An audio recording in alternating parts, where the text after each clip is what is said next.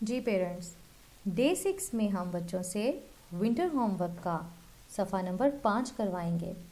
सफ़ा नंबर 5 में आप देख सकते हैं कि ये राइटिंग का काम है। इसके पहले हिस्से में कुछ अल्फाज हैं जो कि 4 हरफी अल्फाज हैं। बच्चे इन अल्फाज को सबसे पहले पढ़ेंगे और पढ़ते हुए इनको नीचे लिखने की प्रैक्टिस करेंगे।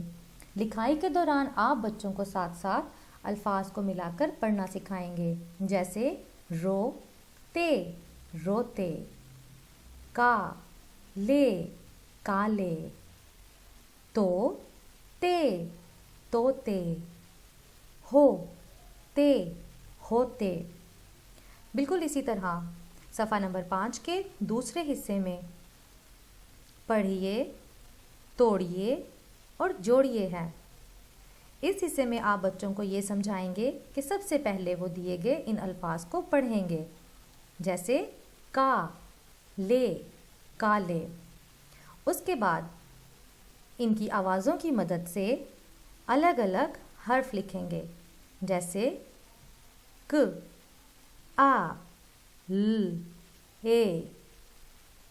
तोड़ करने के बाद हम बच्चों को दोबारा से इनको मिलाकर पढ़ने का कहेंगे और दोबारा से मिलाकर पढ़ने के बाद हम इनको जोड़ देंगे और ये बन जाएगा का ले काले।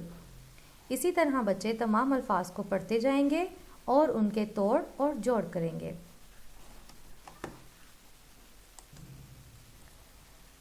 डे 7 में हम विंटर वेकेशन होमवर्क का सफ़ा नंबर 6 करवाएंगे।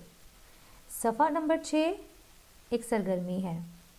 ये सरगर्मी बढ़िए के 4 हरफी अल्फाज की है।